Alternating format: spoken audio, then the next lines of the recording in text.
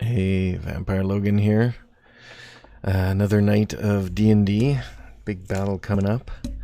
It is episode 23 of Price of Vengeance.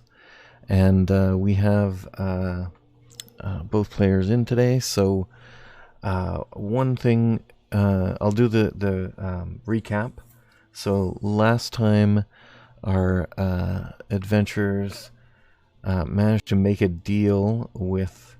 They were trying to plan out what to do about the siege of the city. They had a bit of a break and a rest, and the next step was to get to a ritual cave that was where Bagoda, their arch enemy of the leader of the Bearskin tribe, was heading to get some more demonic power juice up, and they needed to get there quick to try and get ahead of him, or that was what they wanted to do. And the only way that seemed available was to get a hold of the airship that is in the possession of the hobgoblins. So they decide to go over and talk to those guys. That's the other army that's attacking the city. And they had initially assaulted the main gate, but the players had done a little fireball bombing and pushed them back temporarily, and so they were holed up in the docks district, which is separate from the city. And so they went there to talk to them, and they, I think, made a deal with the hobgoblin leader. Almost got into a fight. Almost got into a fight, but then managed to convince them to go there because they told them there was a demonic presence amongst the other enemy, and so they teamed up. And what were you gonna say, Pauline? I was saying, yeah, we made a deal with them. They're gonna transport us there and guard the flank while we go in. Yeah, they're in with us, aren't they? I thought I think the elves are coming with us. No, the elves were guarding the flank. Are the elves guarding the flank? So anyway, on the way you met the elves of Erenfar Forest that had previously contacted you to say that they wouldn't get involved in any of the city's politics or issues, but you had mentioned there was some demonic stuff going on which they would be against or help out towards. And so when on your way to the ritual cave, you ran into them or spotted them, and they were basically in the forest on your way there. So you stopped down and talked to them, and they had been fighting the demonic bearskins and doing a little bit of a guerrilla hit and run kind of stuff. And so you arranged a deal with them to participate in the assaulting of that ritual cave, because that's where the demonic energy is coming from. And they wouldn't go in with you guys if you were going to be fighting alongside hobgoblins. They don't much care for them, so they agreed to just take out the guards outside the cave and hold that position while you guys went in. So I think the hobgoblin leader was going in with you with a few of his soldiers. Correct. Yeah. Yeah, that does ring a bell. Yeah. So and when you reached the ritual cave, the elves basically you waited until Bagoda went into the cave, and then you took out his rear guard that were guarding the cave entrance with the use of an ambush from the elves. And they took out those guys, and then you guys were able to enter the cave. And when you entered the cave, that's when you saw this over here on the Tailspire map. Cave of Carl Banner. And it was also the Bearskin Ritual Cave. Yes. We're carved on the very rock. And so many references.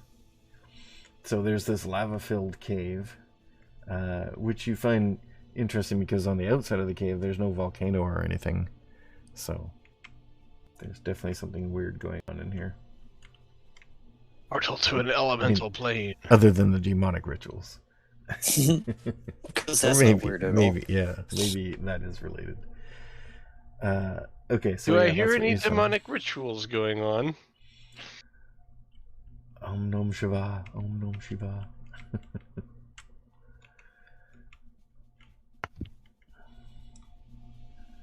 Okay. Buy one ritual, get one free. So there's you guys right there. And yeah, so that's where we ended up last time. And then this time, there's one thing we had to do. We need to do a little flashback first. Because Paulian has off screen and in out of character has decided to be a Warlock Pact of the Blade. And so we need to just roleplay that out a little bit with your patron. And then also, I'm allowing a special rule for you to use your artifact or your intelligent weapon as a the blade focus, so that you have to like ask it if it wants or convince it to do that. Otherwise, you'll just have a regular weapon as your summoning weapon. So let's just go into character for that. Yeah. So what? Set the scene for what your thought is. Yeah. What my thought is? Yeah. What was your like character's mindset, or how did that is it something you chose or something that changed on without you?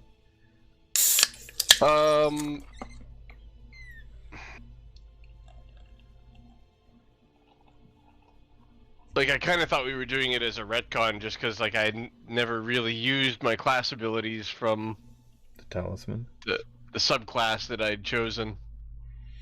The Pact of the Talisman, yeah. Alright, so let's say it's a retcon, so that's just the way it was already. Yep. So let's say your weapon was... the dagger. Yeah. Was, what other weapon did you have before you got the dagger? I didn't really have one. It only really works if this, like, there's literally no point in taking this option unless I can get the dagger to work. Well, I mean, there's other advantages, but sure. But let's just say I'd rather Eldritch Blast in every one of those cases. except when fighting demons, pretty much. Except for one fight. Hey, what are we gonna be fighting? Yeah. But you can use the thing with the blade is you can use the blade in your hand as your spell focus. So right, but I could also use something else as a spell focus. Like if I'm going to use the weapon, I'd want to attack with it, right? If I'm not going to attack with it, then there's not much point in taking that feature. The weapon has to kind of be as good as an Eldritch Blast, and it kind of is in this case. Like when the fighting smite demons. ability is way better than Eldritch Blast, but it uses up your slot. So yeah, that's a pretty hefty cost, right? Like that's not comparing to Eldritch Blast. That's comparing to a spell, a 4th level spell at this point. Yeah. And the smite is not as good as a 4th level spell. Unless I'm fighting a demon, in which case I'm using the dagger, in which case, yeah, it's totally like it might not do as many hit points damage, but hey, I got a really good chance of sucking that soul in here. Okay. Well, but I mean, the point I was getting at was not to do with that, really. It's like, what was the weapon that was your focus weapon before you got the Obsidian Dagger retcon, if we're considering it a retcon? Because you would have done that ritual. Did they happen about the same time, or... Which? Like, when I got the dagger, was that... I don't even remember if that was before or after I would have gotten the pact thing. Oh, it was you had been that level well before that. Because you got it after the first adventure, which I think you guys leveled up to 3. Well, actually, no. Right, so there probably wasn't another weapon then. You got that weapon for doing the quest for that guy. Trust me, baby. So There's no you other were already weapons. in the city at that point. So Right, yeah, and when did I get that class feature? it would have been level 3. I could look that up. Level 3? Yeah, you That's get your probably something that happened before. your warlock That abilities probably to level happened 3. before the city. Yeah. Pretty sure you guys got to level 3 like pretty quick. Right. Okay. Then it has to So- be. It would have to be a I believe it has to be a melee weapon. not a so- martial weapon. It can Not be- anymore. Actually, if you take the class feature, I think you can. I don't know. Maybe it's only with smite that you can do a ranged weapon. You can't. I can do a bow now. Anyway, it could have been either another dagger. Or so improved. let's just say improved. it was another dagger because you had. Okay. I don't think you had a rapier or anything.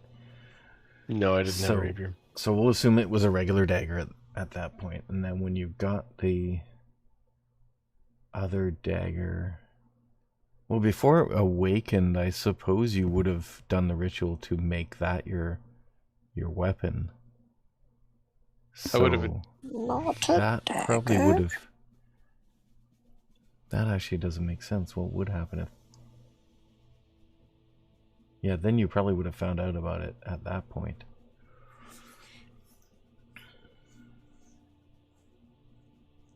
Maybe it just took you that long to do the ritual, and then so this would have And happened. maybe the dagger didn't emerge right away. It didn't, but Yeah. maybe after it did emerge, you wanted to. Maybe it unlinked itself with you that way, and then you had to relink. So let's say we're back at that point wherever it was, and you're sitting there doing it's an hour ritual you have to do. So first of all, you have to convince Blackthorn to be your packed weapon.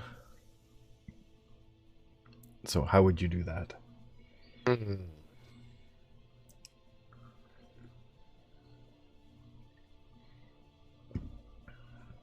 You know how I sometimes have to shove you in a holster? Wouldn't you rather that I didn't? Don't you think like a much more roomy, extra-dimensional space would be better for that? What do you mean? Well, I mean that I could get you in and out so fast. Will this help me slay demons faster? It will. Will I get additional particular. powers? Well, I hope so. Kind of the gig, but like the best thing I can think of is I can always have you on hand to do some slaying. I could even use you as a ranged weapon now. This sounds interesting. Well, I would never get rid of a weapon as fine as yourself. But now, if you take on the mantle of my packed weapon, I can hurl you across the room, stab a demon, and then immediately hurl you into a second demon, without having to worry about it, just by bringing you back to my hand. You know I can do that already, right? If you actually throw him in, I had never thrown him. Yeah, you've never No. thrown him, so he tells you that. He actually will Well, come that back would to have you. been super handy. Thanks You for never- telling me now. You never asked. Yeah, who I is think this? extra dimensional space is too good for you. Maybe we'll stick with the scabbard. He says, first of all, who is this pact with? I should know this.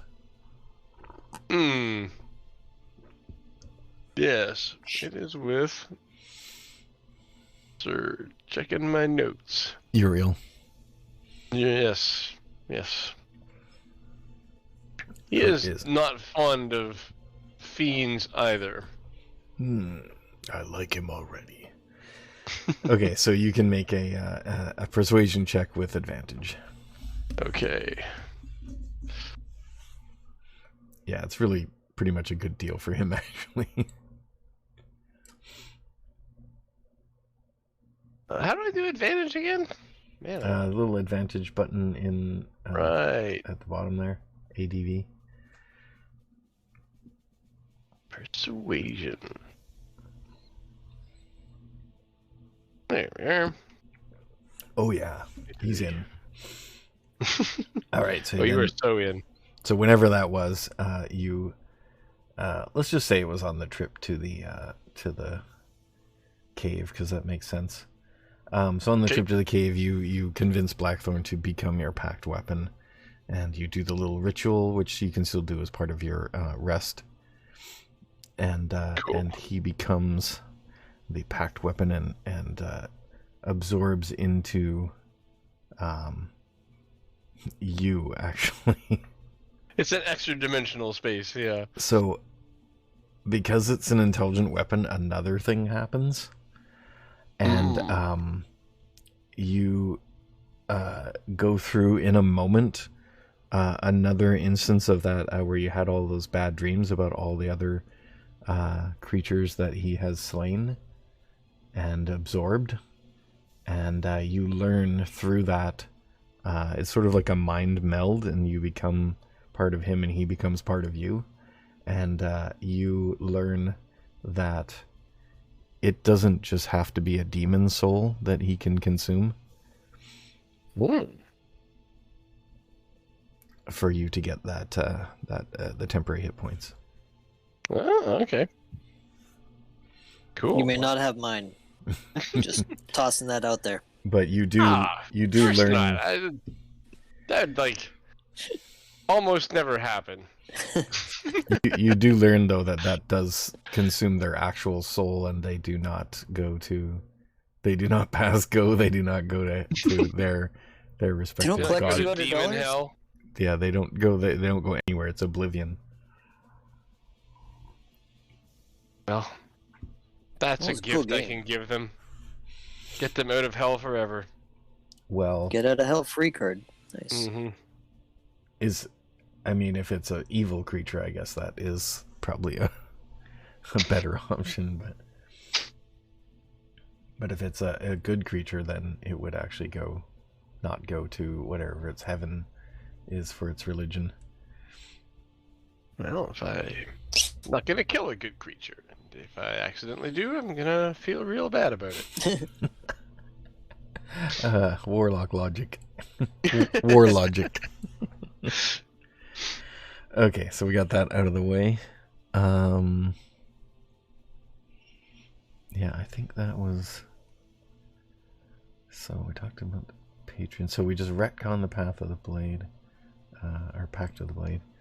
And yeah, he's now that. Oop. What did I just do? He's not that. He's all that. He's all that now. It's different. Pact. There we go. And Blackthorn has agreed.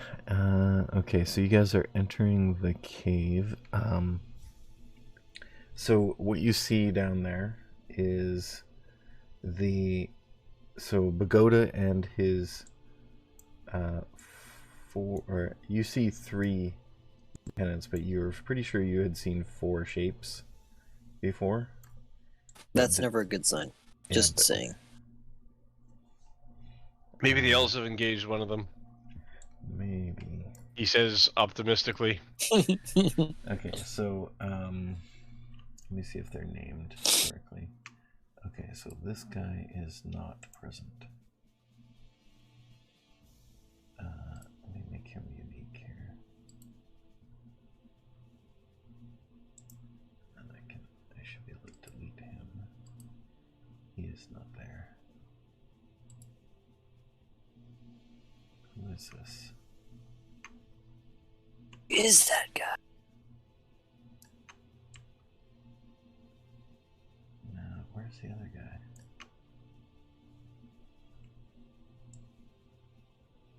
Oh, there he is. Okay. So yeah, there's Bagoda and 3 others. down there. Plus, there are a bunch of regular robed cultists, similar to the ones you had fought in that other demonic ritual that you guys thwarted. Are they on the map? I do not have them on the map because they were going to clutter things up, but assume they are milling about in this platform area. And are any of them like are any of them on the map? Or There's something with yeah, wings down there. That is Pagoda. He doesn't really have the wings, but that's the miniature I have. Doesn't have wings? Kind of a barbarian, is he? Yeah, winged, exactly. Winged one. It's a wingless one. I don't see any creatures down there. I can see the one with wings. Yeah, if you hit the tab, you can see their names. Oh, right. It is. I didn't manage to figure out how to get rid of all the walls, so they are not. Is down in the main platform? Yeah. I thought I could see him, but I hit tab and I don't see any names. Not naming names, but... Maybe you have to zoom out a little bit, or... Okay, I just put a human guy on the, one of the back walls, near where the hand is. And near those chains. Move him over here. Do you see him moving around? No. I'm talking Tailspire, right? Yes. Okay, maybe I need to... You guys are in here. We are. Players. Do I need to make them visible? Exploration mode. Exploration mode. Exploration mode. Maybe our figures don't have line of sight and it's blocking them? Oh, yeah. That actually sounds pretty good. I like that definition. Yeah, actually, I think that is the way it works. It defaults to that. Okay, so I will just describe it, and then when you guys actually see it, you'll see what I'm talking about. Okay. Because I'm going to assume you guys sneak up to the edge and, like, peek over there. I'm gonna sneak up to the edge and peek over right now. Maybe that'll... Now let's see what happens. Ah, I see them. Okay, cool. I want to see him. Oh, yeah, I can see him now, too. Just because you snuck to the edge, I guess. Yeah, so as long as one person can see him. Okay, so there are some regular unarmed people attached to these chains, and as far as you can see, there's about 10 or so of them. And then I need something to be the cultists. That guy looks pretty creepy. What about some of the hood? Oh, here we go. That looks like a cultist. Okay, maybe I'll just throw a few of these guys around.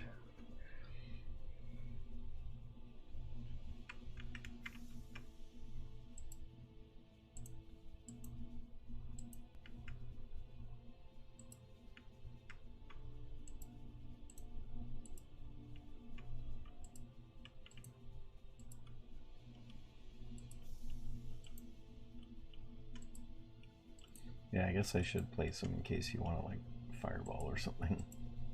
Oh, I didn't see how many did I put? Oh, it is cultist. That's hilarious. I picked the one that looks the most like a cultist, and it is called cultist. Good job. And the other one's commoner. Okay, so... It's what it says on the tin. Yeah, totally. Yeah, 1, 2, 3, 4, 5, 6, 7, 8, 9, 10, 11, 12, 13, 14, 16, 17, 18, 19, 20, 21, 22, 3,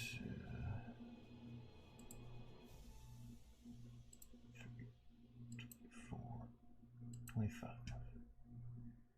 And I guess I might as well put down the commoners.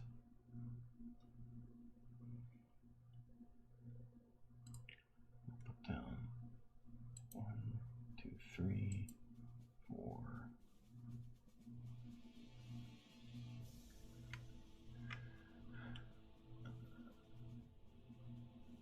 5, 6. And maybe throw in a few female ones.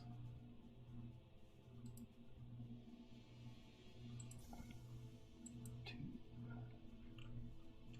3, 4. Oh, that one is a little bit in a weird place.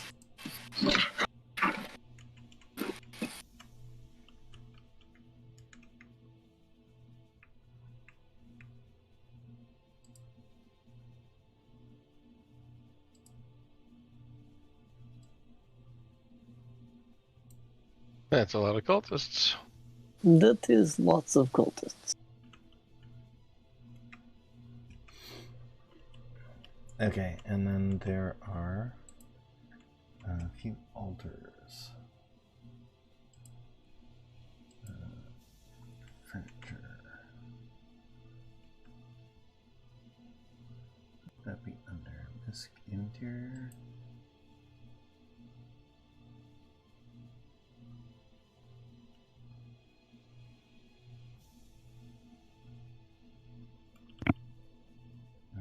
Let me scroll on this thing.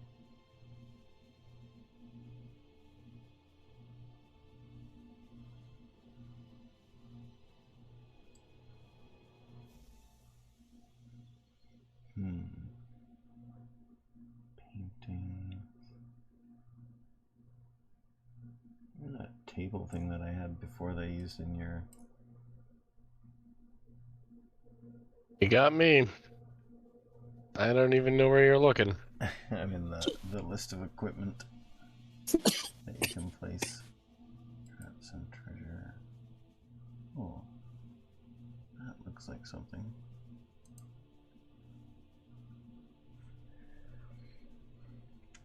Yeah, that'll do. Okay, so... Yeah, that ought to do it. Yeah. Okay, so let's rotate that. Oh, that rotates the scene. What is the rotate button? There we go. Alright, so there's one of those over there, and one over here.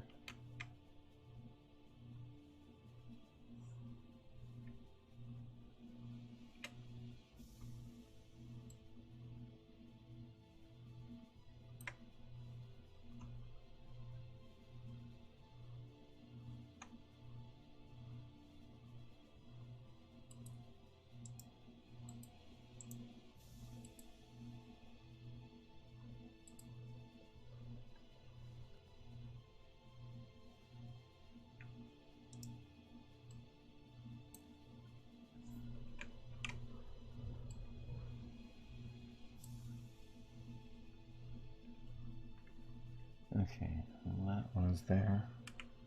Okay, so these, if you can see them, there's around that center area, there's these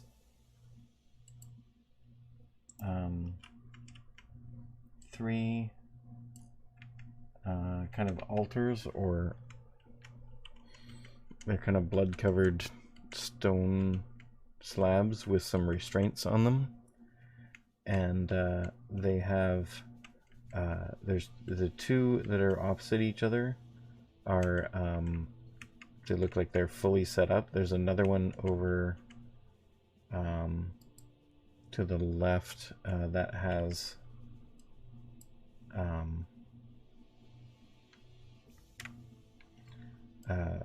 some guys working on it. It's not fully constructed yet. But it looks like they're making a new one.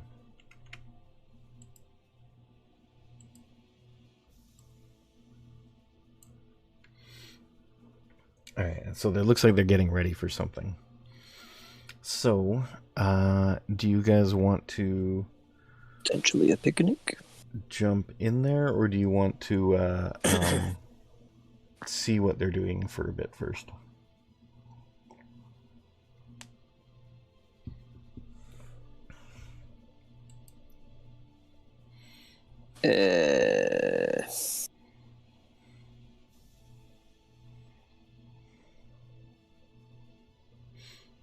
I am just guessing, but I'm thinking they need those altars in order to be able to do their rituals. This is true. Seems like a good assumption. 20, 25, Yep. 30. So then my Probably question... easier to target them than all the willing sacrifice options they have. I do not disagree. So my question would just to be... To clarify, the sacrifices are chained to the walls with manacles. So willing is probably unlikely. Fair enough. So my question, Polian, would be, as they look like they're, maybe in a 30-foot circle, all three of them. What could happen in a 30-foot circle, I ask? Yep. There's a lot of cultists I can catch in that, for sure. Well, but you could also potentially destroy all three altars, which would set somebody back, I think. But I could be. My guess is that they would not be destroyed, but would be damaged. They are just to be clear, they are made of stone and they have manacles that are made of steel. So. It's funny, we were talking about Superman, Man of Steel, lately. Coincidence? Manacles of steel. Exactly. Coincidence? It's like the bondage Superman. Yeah. Turns out Superman is the top.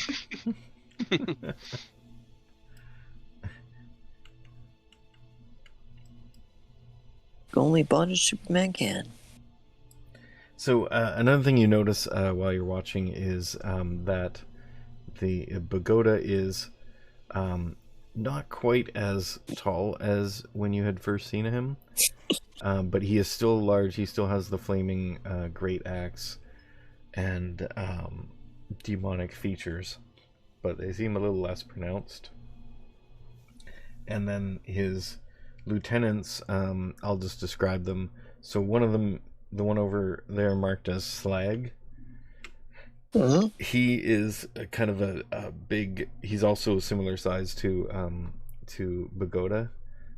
He is kind of a rocky, or not really rocky, sort of like a scaly kind of lizard-like guy, but he looks more human than this model does.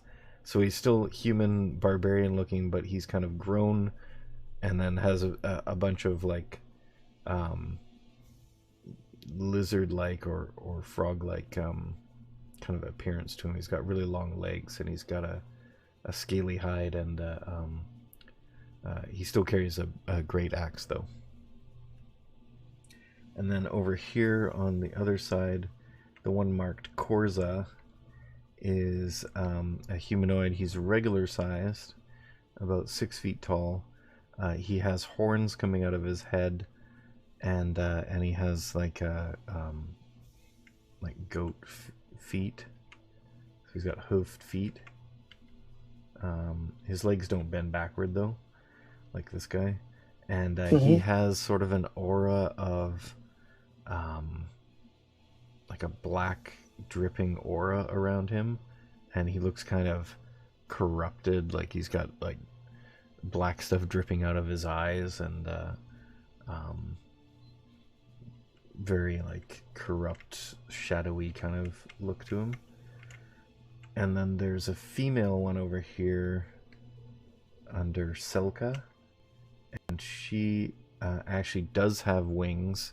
She looks human mostly, but has the wings and a tail. And she has kind of looks a little bit like a succubus. but more human looking, like she has regular colored skin. And she's carrying a whip. Oh, this is going to be a slaughter. And you don't see the other of the 4 that you had seen.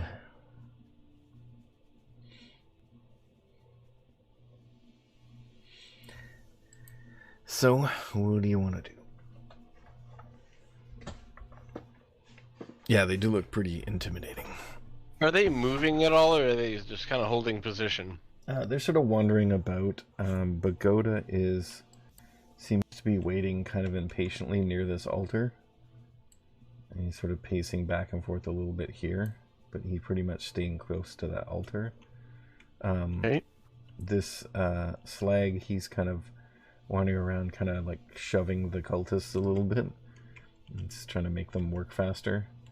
And these other 2 are actually having a conversation, and they seem pretty relaxed. And the cultists are just chilling? No, they're frantically moving about, trying to like get some things ready.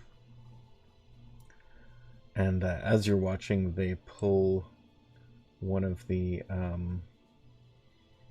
commoners over here to this altar, and they have ritual daggers, and one of them starts like, he has a little bowl, and he pokes a hole in this guy's arm, but he's making careful not to like kill him, and he's collecting some blood out of him.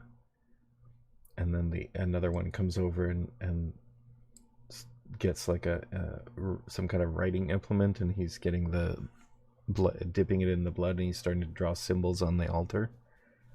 Gotcha. Well, we probably shouldn't let that continue.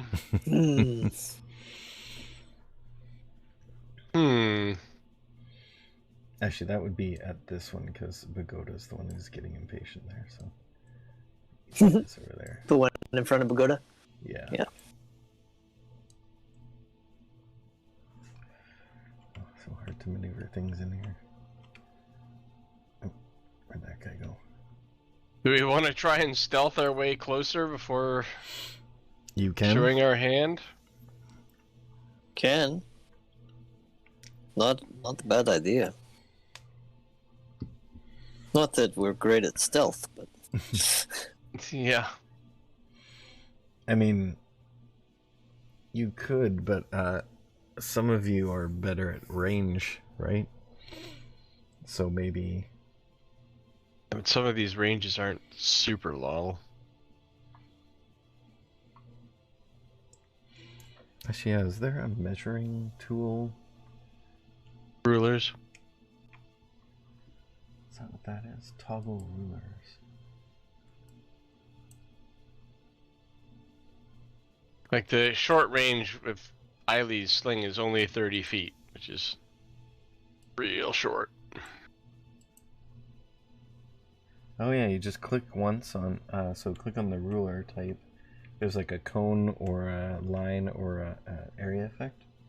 And you can get how many tiles it is from one person to another. So from whoever's at the edge there to Bagoda says 29 tiles.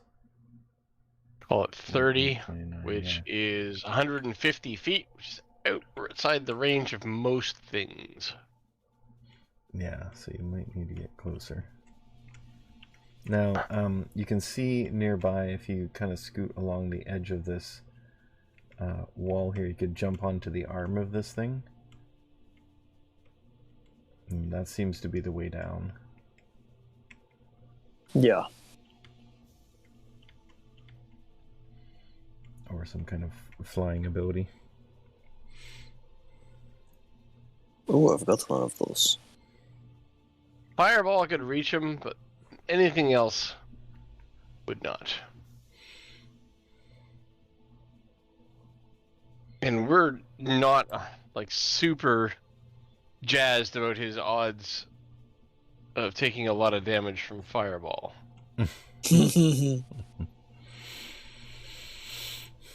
Yeah, you don't even know if anybody will be affected by that. Cultists, I figure, are fair game. The demons, probably not. Yes, cultists flammable. Yeah, they're just schmucks after all. Mm-hmm. Gullible schmucks. They drank the Kool-Aid. Now there is an innocent person in the midst. Yeah, well, his fate's probably worse than death, so. Not yet. Trust me, it's inevitable. It's gonna go that way. Just looking at my alignment here. Yeah,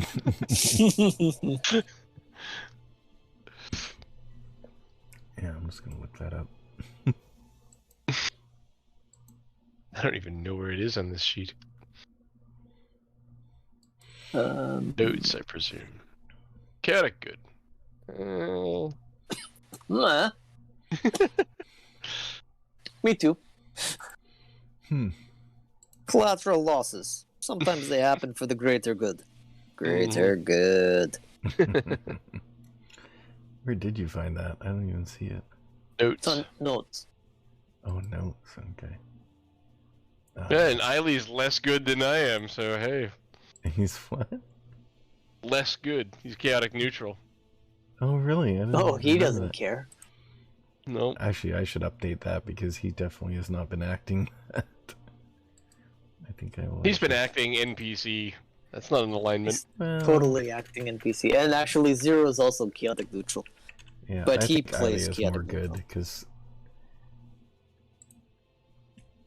Yeah, put that in. I'll just put that in there.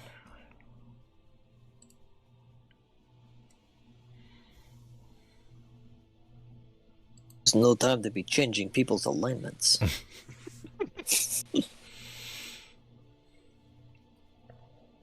Sometimes a little chaotic is a good thing. But that's another option. I mean, we could destroy these altars, or we could kill all their sacrifices. I'm just saying. Don't think that did not come across my mind. Once again, greater good. Funny enough, I wrote down a few things that were options that you could maybe do, and that was one of them. But there might be some alignment shifting going on there if that happens. Well, this is war. Well, we have to be realistic. We can't save everybody. Atrocities.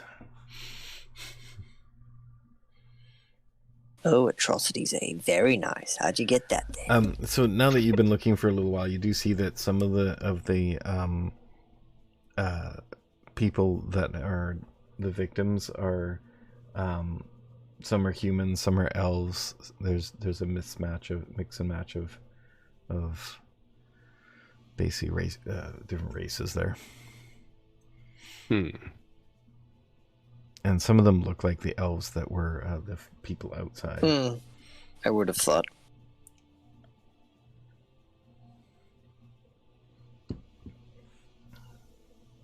And you see there might even be a hobgoblin there. This works in our favor.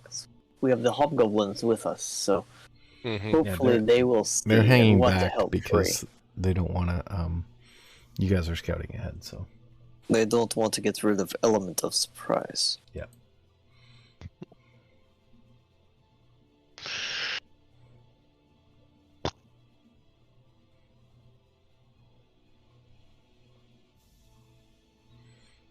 Actually, speaking of that, you probably should you guys should take a stealth check at this point. This might change everything. Skills. We will have 0 roll for all of us. Yes, crap. Like I said, 0 for all of us. That is a ridiculous roll. Where's Eiley on there too? Oh no! Oh, Brad. Big clumsy barbarian. I told you we have him stealth. Eiley's not great either. Not against BBEG, and 11 doesn't cut it. So what happens, I was making this a group check, so basically Zero kind of keeps an eye on Barash, and when he's about to like trip and drop the ball, something, or step on a banana peel or something, he stops you and says, "Whoa," and he holds you back and increases your number so it does not fail. Excellent. Thanks, Keanu. Wow.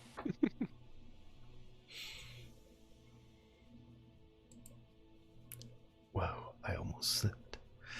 Yeah. Okay, so you guys are able to... I know stealth. It's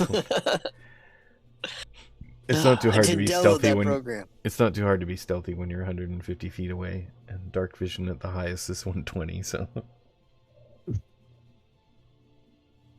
Well, They'll never even see a fireball coming. Oh, wait. Mm-hmm. Like, so... One of my concerns is that with this many people, they're going to be surrounding us, flanking us, if you would, a lot. And we're going to take tons of small hits. Like, with this many foes, this is like TPK realm for sure. Mm-hmm. And the question is, like, I could really thin out those numbers pretty easily without much chance of failure for most of them, because even on a failed save, they'd probably die. Mm-hmm. Or on a successful save. But then there'd be nothing left for demons. And we'd end up fighting 4 demons afterward with not much in the way of spell reinforcement. But at that point, we still have the fighters. Yep. And we've got the fodders. It is true. I mean, that might be good. I guess alternately we could sick the fodder on the cultists and just like... But we don't know if Firebolt is going to work against these things. No, that's true. There's other spells I have, though. Fair. In fact, I have a new one. Ooh. Called Blight, which is very good against individuals, and it's not fire damage. This is exciting. It's necrotic, which is they're unlikely to be resistant to. Now I can cast it, like all of them, I can cast it twice. Nice. And get two really good hits out of it. And then, again, back to nothing. But, like, that I could do against the demons. Technically half demons. Meh.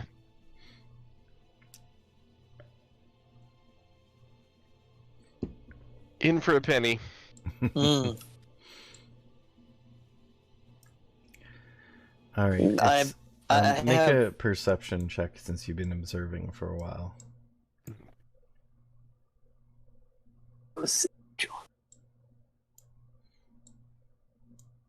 Oh, it is not going to be my night. Let's get these out of the way before I have to roll to hit. Oh. Eileen's got good perception. Come on, Eileen. That's better. Okay, Eiley has been looking around. You guys have been mostly focused on this lower area, but Eiley's been watching around the outside, and he notices, which I'm not going to throw on the map yet, but there are some guards, but bearskin guards on some of these other platforms, and along the farther arm. So, like, yeah, actually, I guess I will put some out here. Just to show you. I'll put one guy in these areas, but there may be more. Let's get this guy. Let me show you how horrible this really is.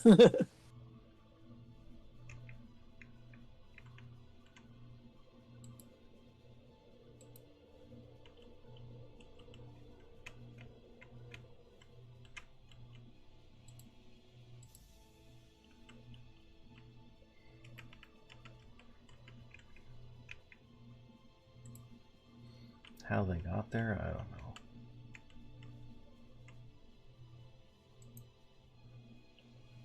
Not sure I can even know how to see them. Hit tab. Yeah, but I don't even know how to point the camera at them. Oh, if you just use the arrow keys and Q and E, you can rotate around. They're on the ledges around the area.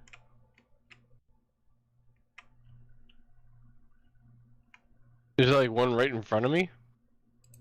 Sorry, did Somebody I put there. Did I put one on the ledge that you guys are on?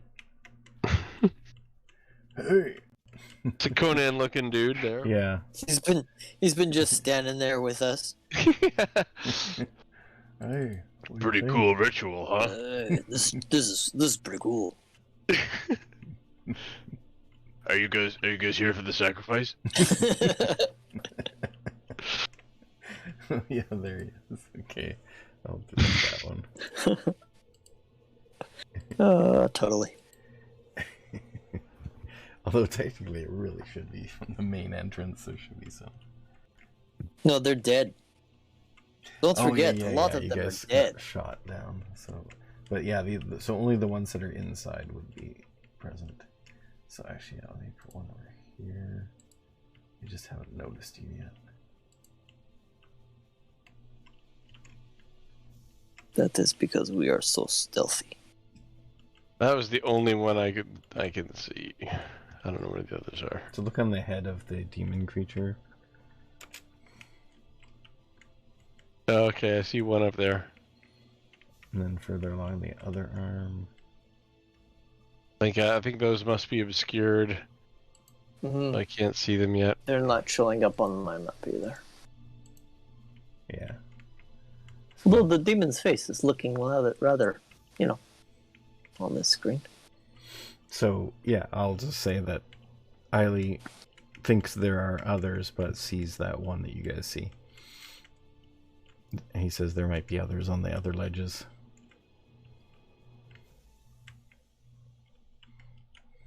I got 2 really great attacks against demons.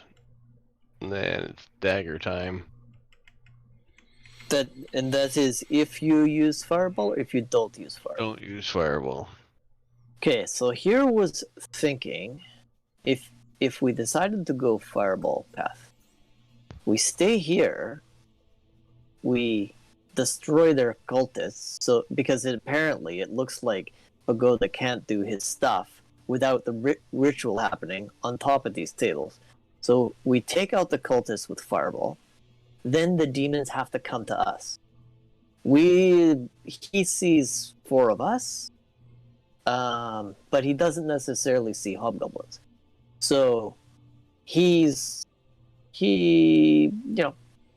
not necessarily prepared for the amount of people. And then we're in closer quarters, so we have a better chance of flanking them without them having extra space. Mm-hmm.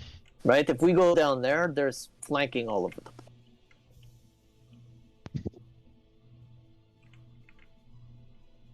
Yep. What's the range on my good spell?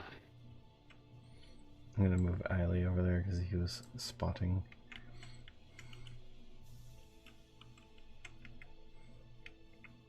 Yeah, 30 feet. Not too much.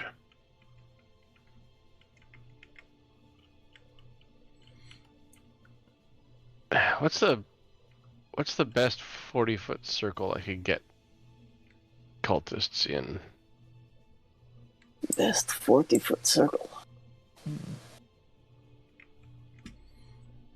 So you can use that tool. And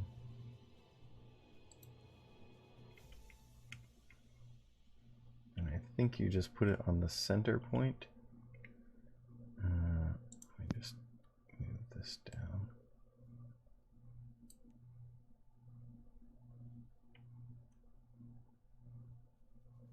Is that you or me? Me. Okay.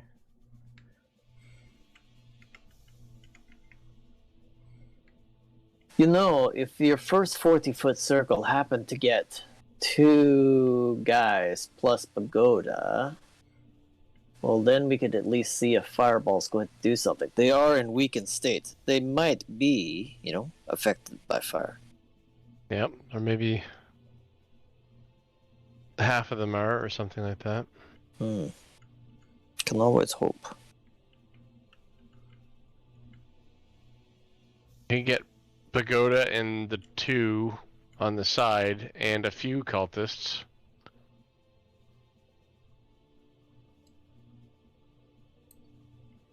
The cultists are milling around.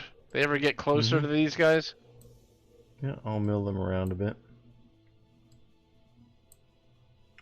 That guy milled himself right into the lava.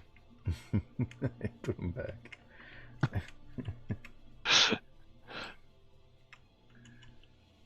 Yeah, it would be a pretty good shot right here. 1, 2, 3, 4, 5. I mean, there's more cultists over by these 2 altars. True. If you dropped it on the same square but the opposite side, Yeah, let's see. you get 2 full tables worth. Plus him, because he'll eventually step there. Just need good timing.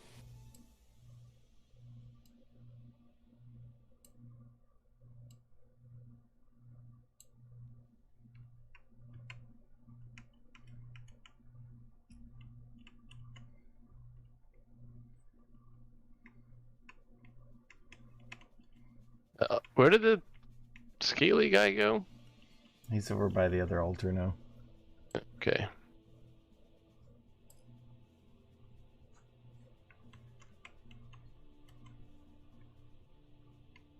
Actually, if you could move it a little bit the other way, yeah, grab. See, with 40 feet, you can get all 3 altars, plus probably Pagoda or the other guy.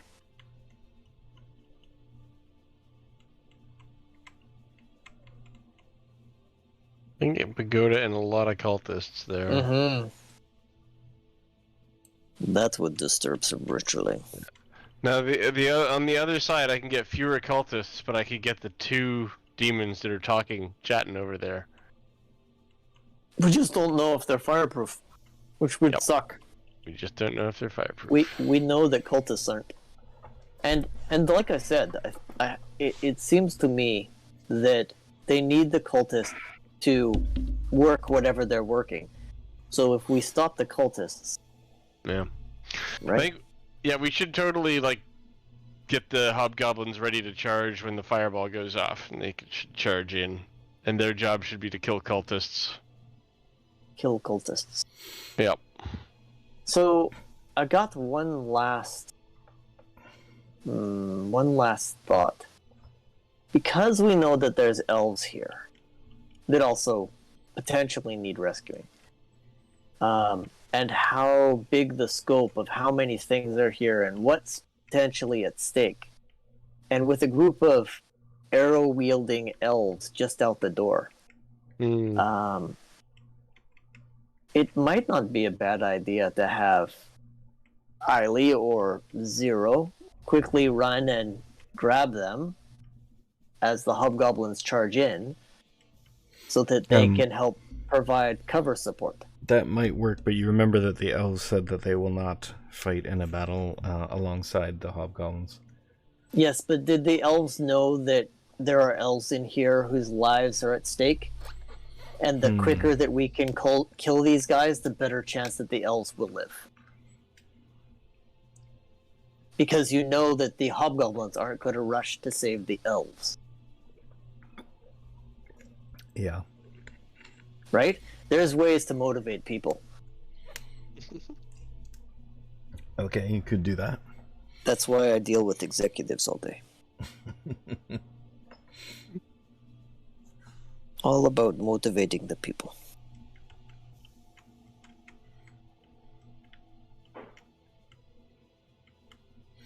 Okay, do you want to go talk to them? Well, yeah, this would be my thought. I'm just curious what the rest of the team's thinking here. I mean, we could use the reinforcements for sure. If we had hobgoblins down below and elves raining arrows from above. We would have much better chance. Mm-hmm. All right, you want to send Eiley out? Yep, I think that would be the best idea. Yeah, I think so. Yep. All right, you guys maintain your stealth here. Yes. Zero maintains my stealth. Okay, so after Eiley leaves, do you stay out there, Pauline, or head back over the edge? You seem to be at the lookout. Yeah, I'm gonna stay here and keep an eye. I think. Okay, what was your... I mean, we do want the hobgoblins to charge down after the fireball, right? Yes. So, like, they were in the back. I think we should. It's time to move them up and make this happen. Okay, you get them forward and into position. And as soon as we do, I'm not waiting for them to blow a stealth roll. Let's do this. Oh, I thought you were waiting for Eiley to go get the elves. Well, I mean, we'll wait a bit, and when it looks like he's coming back, I'll get the hobgoblins, then move them up, and push this into motion. Okay, so I'll just narrate what happens then. So Eiley goes up. It's going to take him like at least a minute or so to go and tell them what's going on. You keep the hobgoblins back here until he's on his way back. He does not, when you see him coming back, he is not with all the elves. So he comes back and tells you, you move back here. He comes back and tells you that they don't want to, they'll come and help you if you send the hobgoblins away. So you have to decide which one is more valuable to you. How about send them to the desk? Is that good enough? The hobgoblins can hear you. You're going to say that out loud. Don't worry, I'm just kidding. Okay. Very persuasive.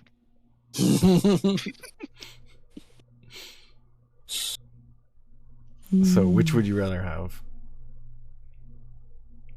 Fire support or... I mean, what are the hobgoblins offering here? Is it swords? Yeah, they seem to be mostly melee. They have some bows as well. Gotcha. So, I mean, with them we get offense and defense, but probably the elves better offense. But it doesn't matter. So It'll work out either way, or not. Let me. Well, we'll find out. Just out of curiosity, if this is like Gilden Ring, when we die, do we just go right back to this point? No. Just lose our runes. Eiley does say that he would be surprised if there wasn't any spellcasters with the elves, though. He doesn't know. He doesn't see any with the... You guys don't see any with these hobgoblins, but they may not be giving you all of their info. So the leader of the hobgoblins is with us. I'll say. So what you think? He goes, what do you see over there? I said, why don't you, just get low, go up to the edge, take a look. Lots of cultists, lots of demons. He takes a stealth roll. Oh, what happened?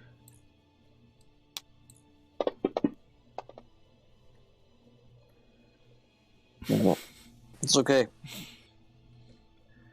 Alright, so he goes over there and just at the same time...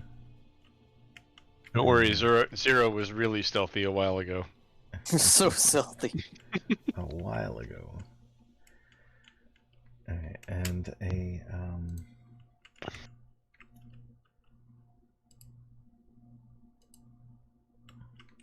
wandering guard appears. And you guys are sort of hiding around back here. The hobgoblin is...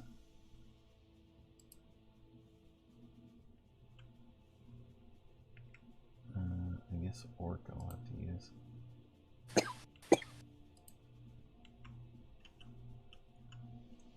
So he goes up here to look. And this guy spots him.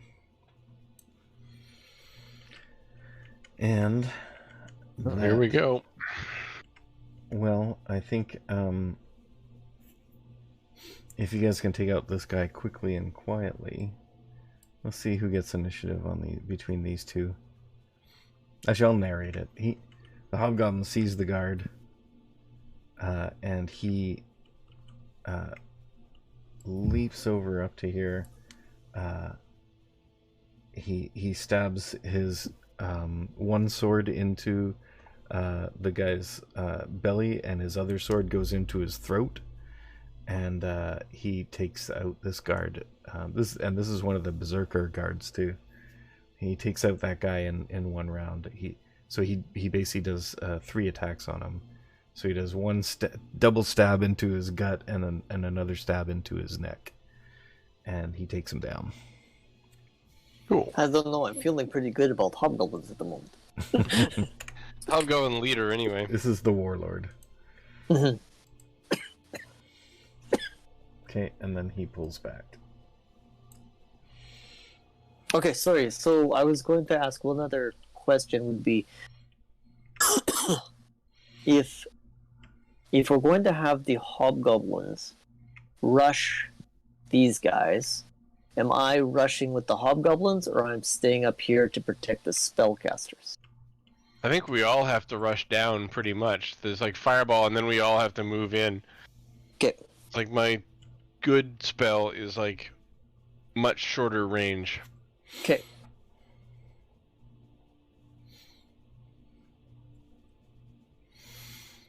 All right. That works for me. So,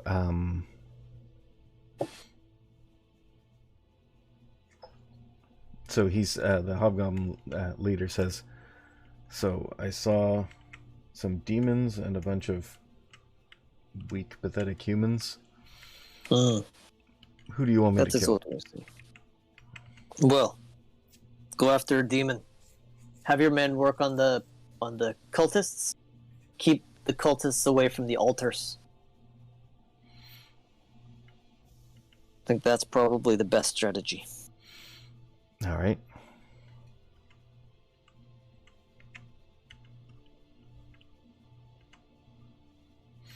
Okay, he will do that. Cool.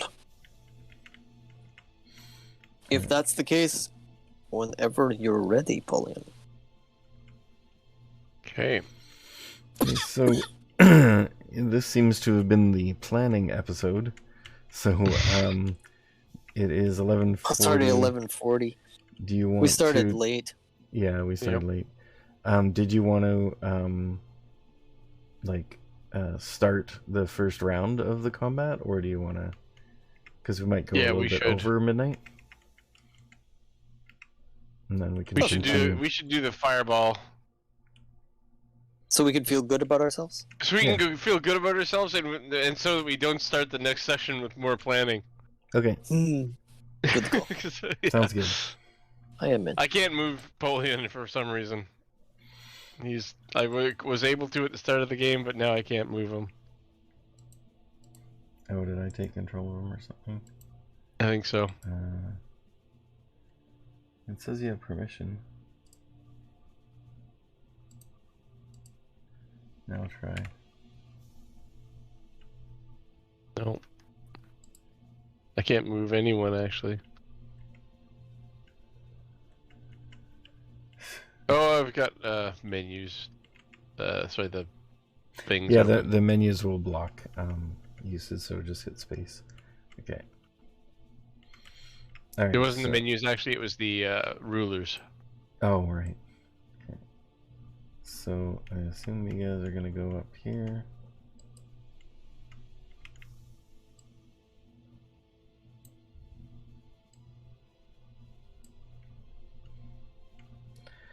Okay, so I'm going to do a little bit of abstraction for the battle. I'm going to put in... where's my encounters? So I'll put in the main... Because I'm going to assume you guys are going to attack the main...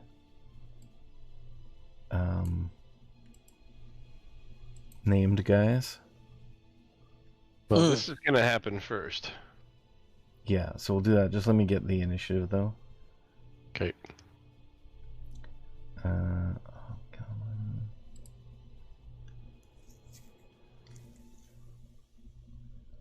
So I'm gonna use this guy. Can I use that guy? Oh, no.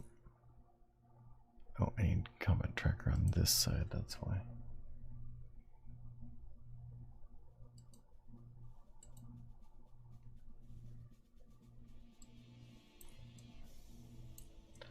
Alright, see if I can do this. Okay. Alright, so it says captain, but he should be warlord.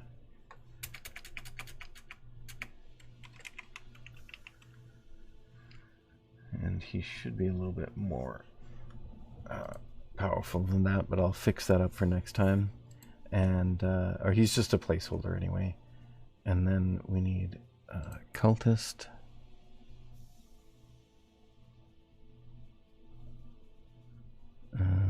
Was there a cultist creature?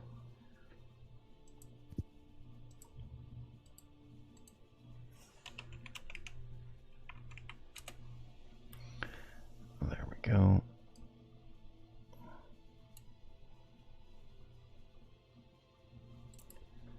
Okay, and then so that will represent all the cultists.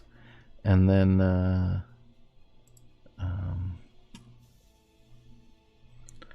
me get the encounter.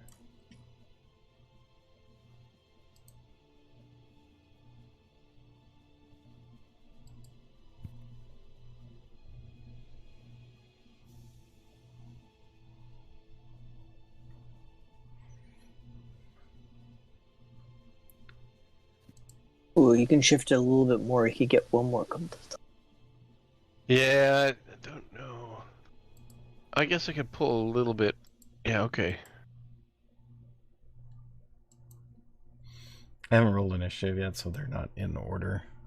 Yeah, it only needs to tag his foot, right? I got more than half of them. I think that's...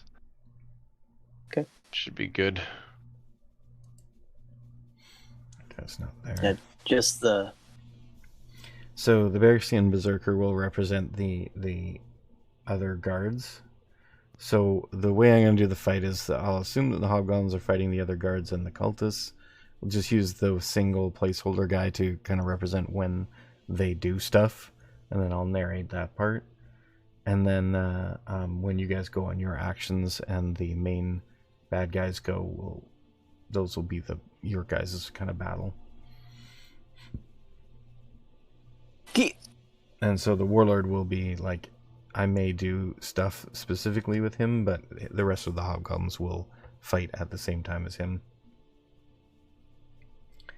And then if the elves get involved, I'll get them in there too. Okay, excellent. So that's what you can see. So I'm going to roll for NPCs if you guys want to roll your initiatives. Well, I'm gonna kick this off with the fireball, like as a surprise round. But that still happens in initiative order. Just the people who don't act in that round don't act. Yes, I don't want to play today anyway. Yep. So have everyone with initiative before me hold their action. My dice are broken.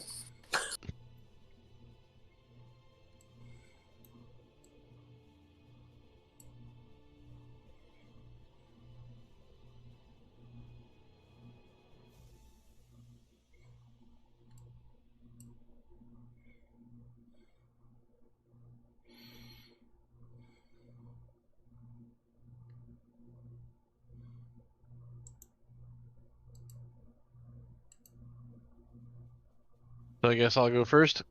And Natalie can go second. Yep.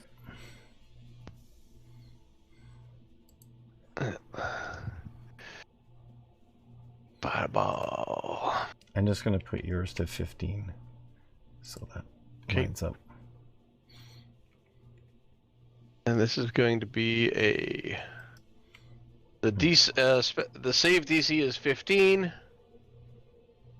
And the damage is 8d6, but I'm going to cast it at a higher level because Now there's you no can do reason that. not to do that. So that's 9d6. That's 9d6, yep.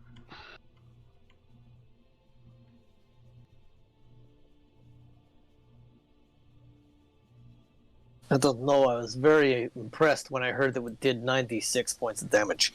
90. 96. Yeah. 40 is not bad. There's a lot of No. 6s and 5s in there. This is good. Even those who make a save or are resistant will still get decent damage. And cultists are not known for their longevity. No. Okay, so that is fire damage. Okay, so what have we got in here? Okay, so just leave that up for a sec.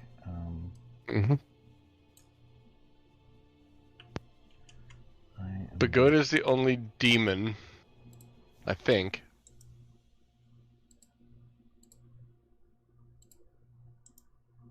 And there's a bunch of cultists. 3, 4, 5.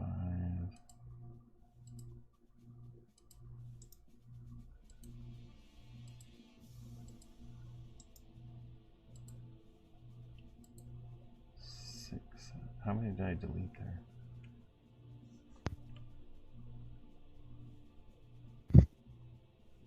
I'll count them after, I guess.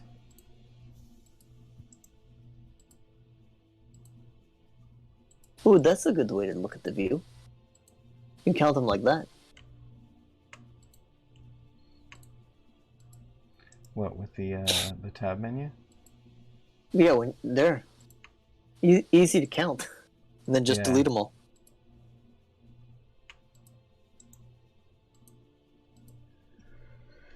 Alright, Pagoda is in the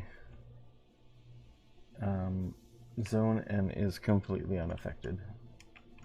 This is good. Fire. And then you got 3 cultists up north. Yeah, you got them.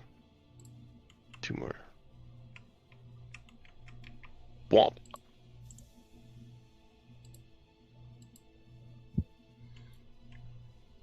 So it's 1, 2, 3. It's 20-foot radius. Isn't it 30? I can double check that. 2, 3, 4. 2, 3. 20-foot radius, yep. Yeah, okay. So yeah, 4 squares on either side of the point. Alright, so that is how many cultists we got left now? 1, 2, 3, 4, 5, 6, 7, 8, 9, 10, 11. So wow, you took out quite a lot of them. Okay, boom. So I think that was 14 cultists down.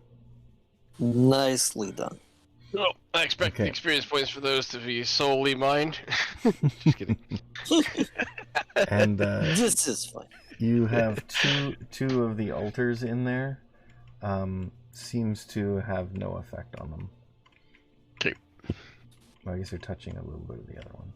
But yeah, 2 fully in, nothing happens to them.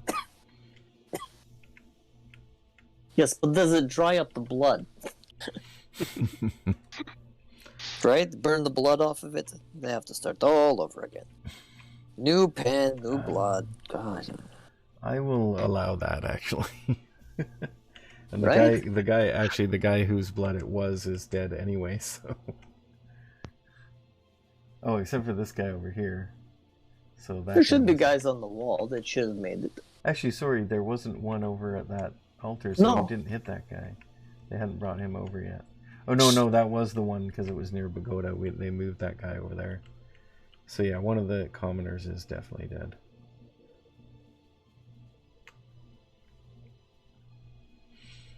So yeah, that Cool. was the effect.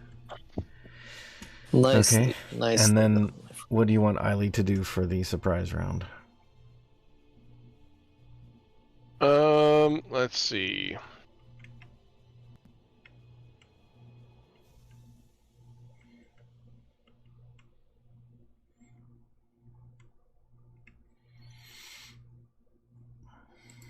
Conjure some animals.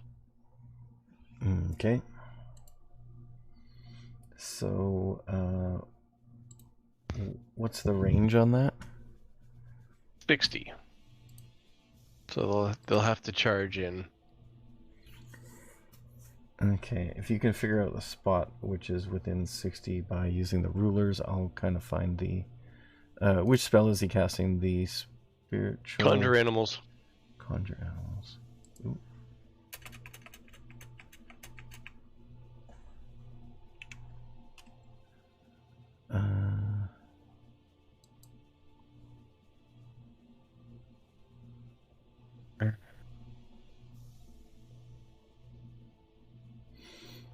Not summon beast. Okay. Conjure animals. That one does... Okay, so you have an option. It's actually a phase spirit in the form of a beast. Yep. You can have one beast of challenge rating 2 or lower, or 2 beasts of challenge rating 1, 4 beasts of challenge rating 1 to 1/2, or 8 beasts of 1/4. I think I'll go with one of two. 1 of 2. Okay. Yeah, it'll make the combat a little bit faster. Yeah, because... it'll have a few hit points. Okay, so... type... beast... CR2.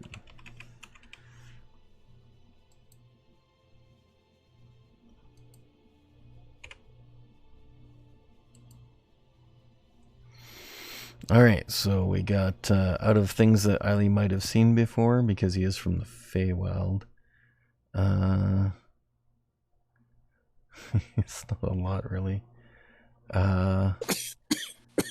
Let's say a giant boar or a giant elk.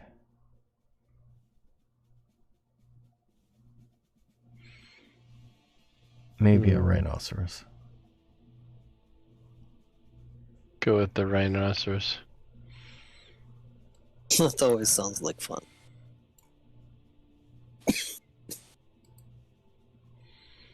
And somewhere around here, I think. Now, let's see if I can get a rhinoceros in here. It does have beasts. Right.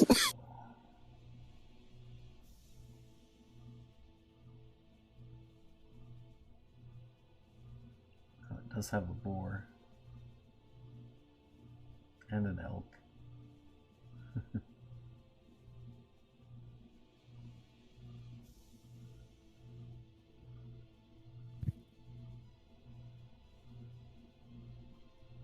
Okay, I guess I'll use this thing.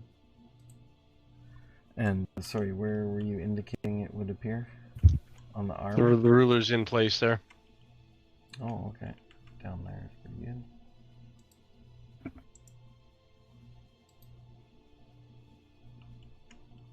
There is no rhinoceros, but that's about the size of it. That's good. It's funny, the one you picked, there isn't one, but the other two that you could have picked, there is one. Of course.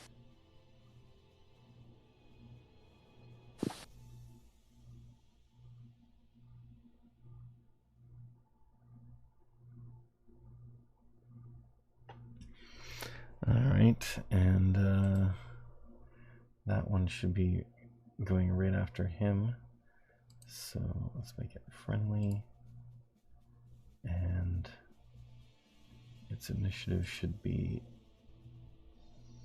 13. Or 14, I guess. Yeah, there we go. Alright, Rhinoceros is in play. Does Eiley want to move? And did you want to move, actually? Yeah, I think we'll both move down towards the spur. Okay, so you're gonna need to make a athletics check or acrobatics check to jump onto the from the ledge onto the arm. Okay.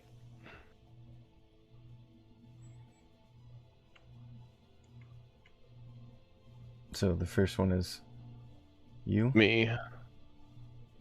Okay, good thing you made it. Is it adding your bonus or his bonus? That was mine. You have it. Okay, it's got. So that was Eiley, then you. Either way, you both made it. That was weird. Oh yeah, it was adding to me. Okay. Yep.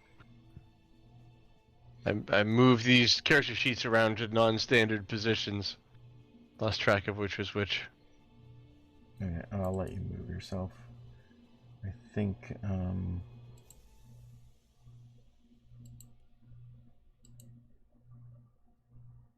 So that should be 6 tiles you can move, right? I'm gonna have to turn off the. Yeah, there we go.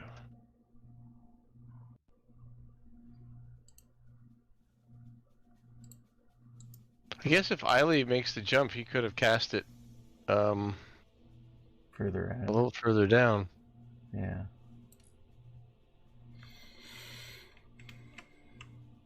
Probably near the base.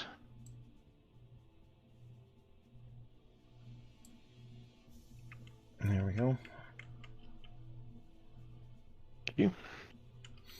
And then the rhinoceros will charge these 2 guys. Ka-chunk. Okay, which one would you rather attack, the female or the horned guy? Let's see. The female's closer, I think, right? Yeah. Yep.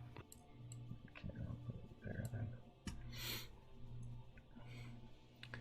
Alright, so rhinoceros has charge if it moves at least 20 feet straight towards, which it did. And then strikes with a gore attack on the same turn.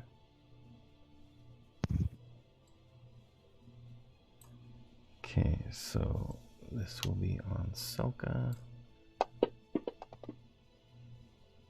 Nice hit. Alright, so it'll take that. Oh, is this considered a regular creature, right? Think so. Even though it's summoned, probably. Let me just check her stats here. Oh no, she's not one of those that has any resistance to that. Okay, so yeah, she takes it.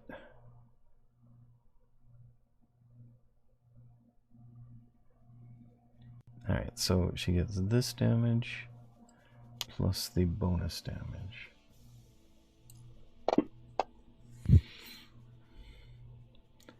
And the bonus bludgeoning damage.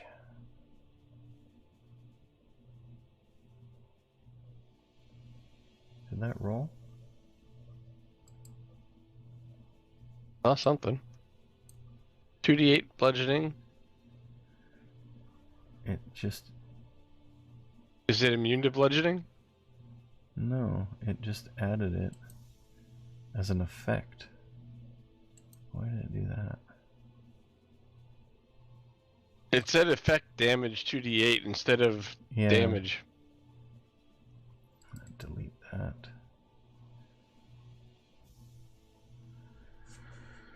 Yeah, I'll just roll 2d8 on...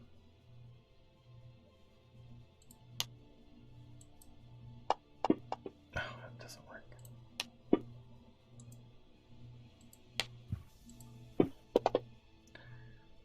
Okay, an extra 11. Take that hit, and then make a strength 15 saving throw or be knocked prone.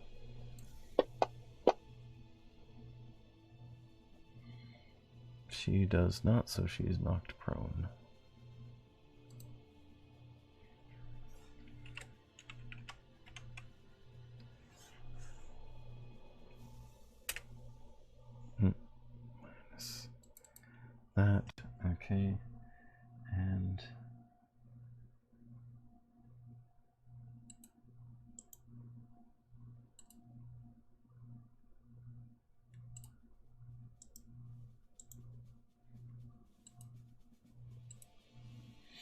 Okay, and she's prone. And then it is... He's surprised, so skip. Oh yeah, we need to skip a bunch of people.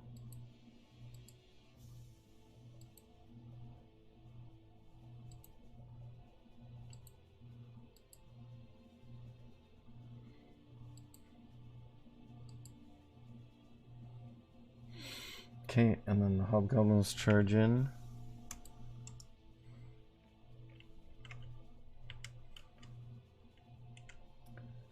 So they will just be behind this guy. So I'll make a single acrobatics check for all of them.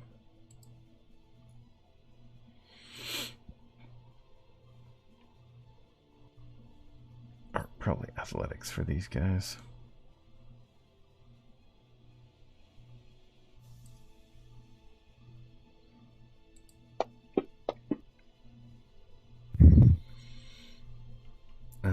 So they're gonna have, I haven't done their stats, but that should be enough anyway.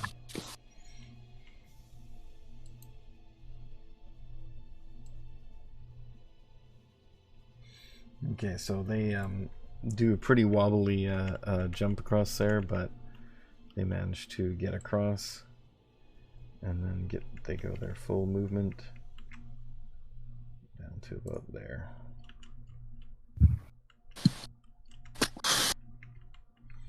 So they're crowding up this arm in front of you guys.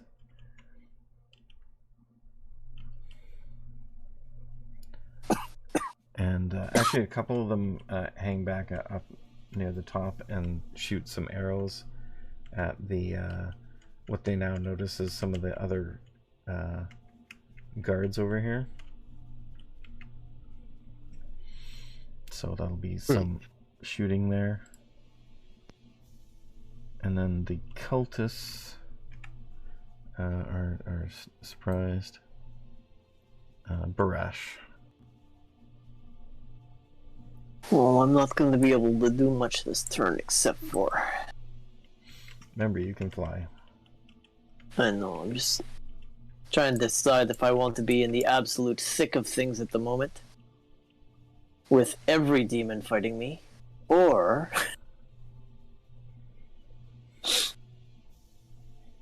Oh, that's the hobgoblin guy there, huh? Commoner. Giant snapper. Look at that snapper.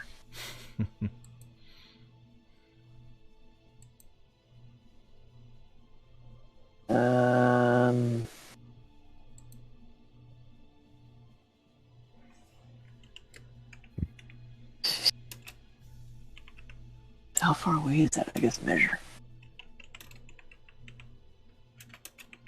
Oops.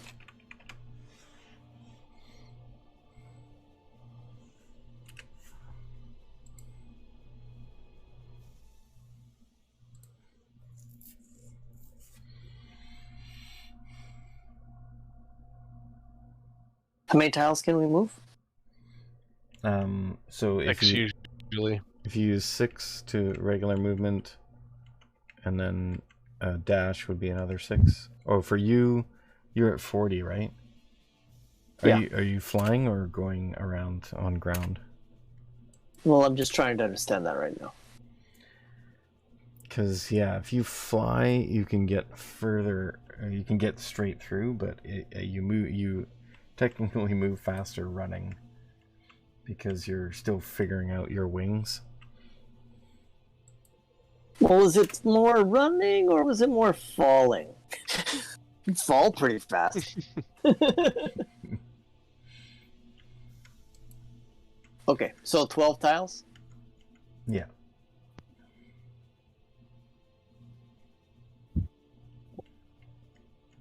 Uh, 12 if you fly, I guess 16 if you run. So you gotta go like over and that like to this ledge and then jump across. So I could still make it to where the hobgoblin guy is. With it. Yeah, you could probably do that. Maybe Right? about there, yeah. Where it Right says here? 14, yeah. Okay. Right about there. And then make your athletics or acrobatics check. Hold on. Drop myself in the right spot. Maybe here? Sure. Let's see. Skills. This is where I'm gonna die. Not been doing well today. If I only need an 8, I'll make it. I rolled a 16. Why doesn't it show on that stupid thing? It's fine.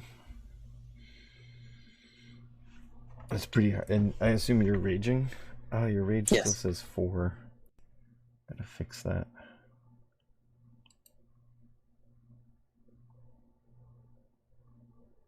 Rage. Where's actions? I'll fix it's it. on. I'll fix it just in here. Okay. I changed the effect.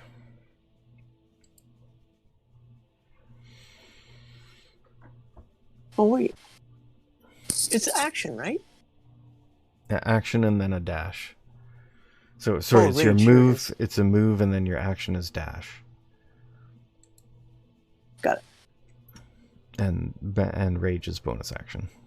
Yes. And 0 can actually dash as a bonus action, but he can't dash and dash. So if he chooses the dash action to get double move, then that's his action. But he can dash and then hide. How many spaces is range for a bow? He has a I short think it's bow, I think. 63. Might be like 6,300 or something like that. Which should be 12 and a lot. 22 is to the turtle. For 23 short is to bow, the turtle. it's 32, 320 or 80 is regular range, 80? Okay. and 320 is long range, which you shoot at disadvantage, I think. Well, I don't want long 16. range. So if you- 16 squares for not disadvantage. 16 tiles. 16 tiles. divided Is by there 5? any- Yeah, 16.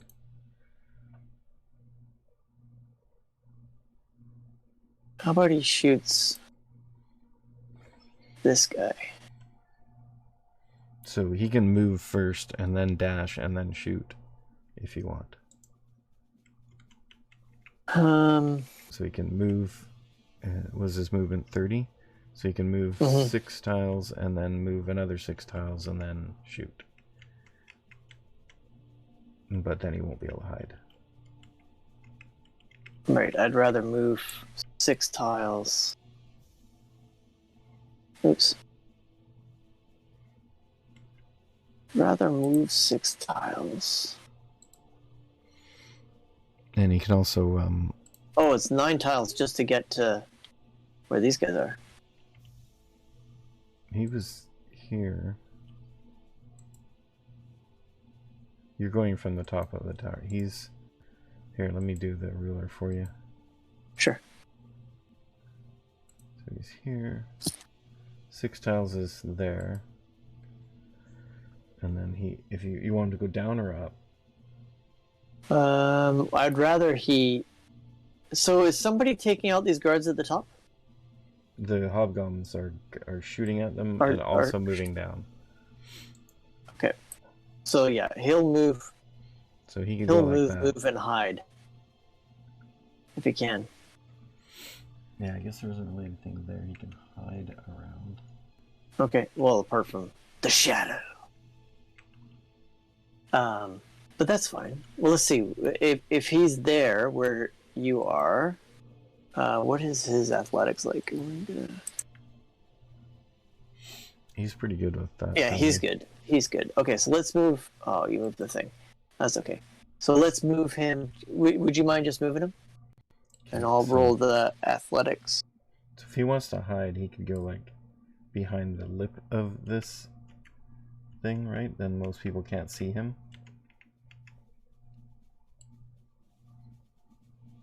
Or if he goes up 14. more. Yeah, so he could go there and then hide. Okay. Or here. Oh, hold on. No wonder I'm rolling the wrong guy. Yeah, he's fine anyway. You have the same strength. Well, I rolled a 20. Sure. Either way, he's good. And then, see? Be rolling 0 all night long. Height of 28. So I'll assume he does that after shooting. Yes.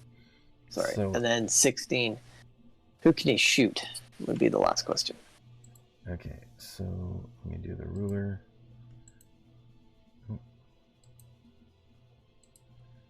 So from him, 16 tiles is nobody's within range. Is that behind him? Hmm? Isn't he down yeah, lower? you're right.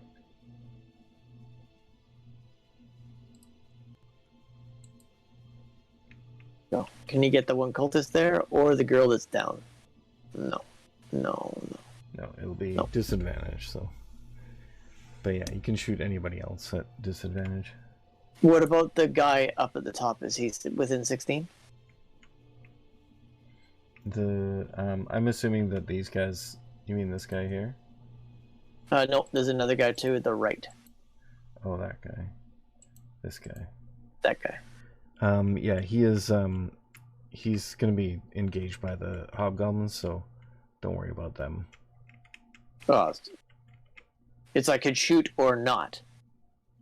So. Why Yeah, I mean, wouldn't you could go shoot? another 6 tiles if you don't want to shoot with disadvantage. But then I can't hide. No, you can, yeah, then you wouldn't hide.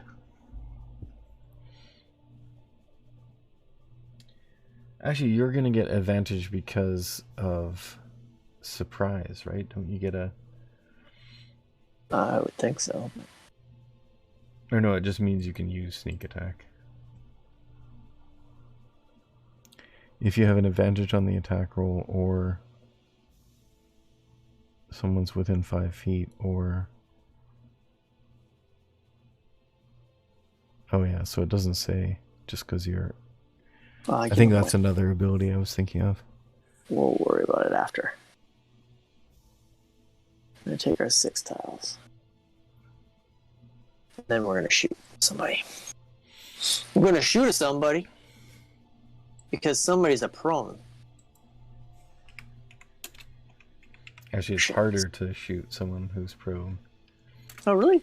Yeah. You don't get advantage because they're prone? You get disadvantage. You 'cause do they're with prone. melee attacks, but not with ranged. Okay. That's fine. Then I'll shoot a cultist.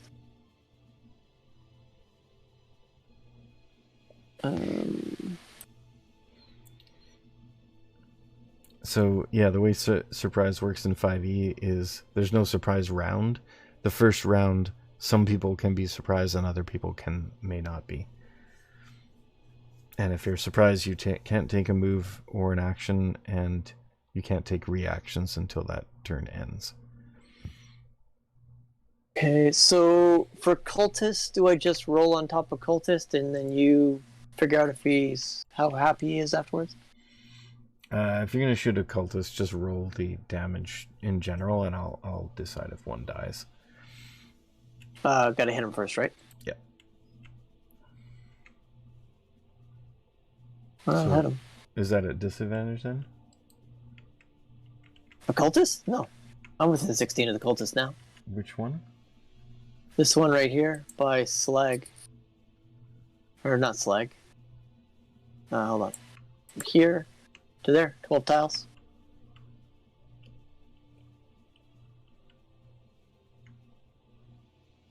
Oh, did you? You did the extra run. Yeah. Okay, so you're not hiding. Okay, so, yeah, then you can shoot that guy. That's fine. The closest And I one. hit him 17. Or, well, attack was 23 total. Yeah. And just roll it with your sneak attack. Oh, sorry. I didn't roll sneak attack. Sneak attack.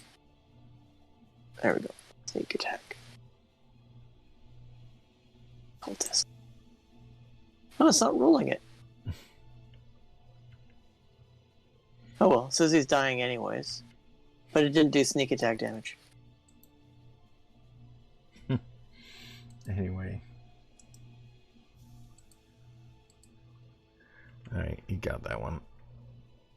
Yeah, I think even with the lowest damage you could roll, it would be a kill. I'm dead. Yeah, you did 4 and then another... What is his sneak attack at now? 2d6? Sneak 3d6? attack for him says 3d6. Yeah. So, yeah, just roll 3d6 and... Well, Just on the... it's a... Just to make sure you don't roll 3 ones. 1, 2... Yeah, that's enough now. Okay. So, yeah, he's dead. I'm just gonna fix that guy in here. Delete. Oh, and he's got an effect on him. Yeah, don't roll on the cultists for those, just because I'll have to keep removing the effects. Okay. Okay, and that is it for him. And that's the end of the round, so we'll do the following round next time. Alrighty. Good. Alright. Thank you guys. Good time. I don't know if anyone entered. Yeah, so I guess we'll see you guys next week, and have a good night. You too. you. Take it easy. Good night. And Later. then for anyone, I don't see anybody entering the raffle. Which, granted, I don't think I announced, but it was in the chat. So, yeah, it's...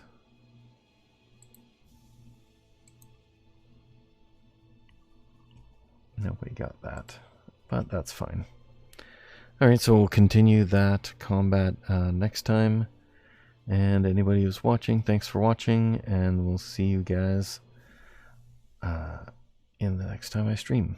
Probably this coming Monday for Fun Day Monday. And I'm gonna just play the outro and go over to who's on right now.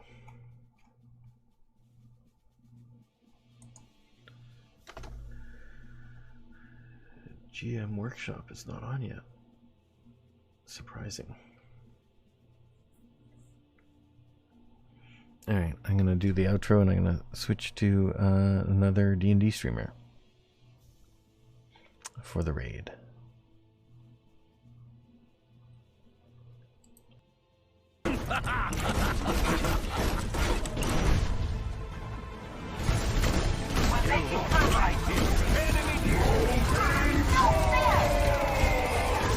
Double, triple.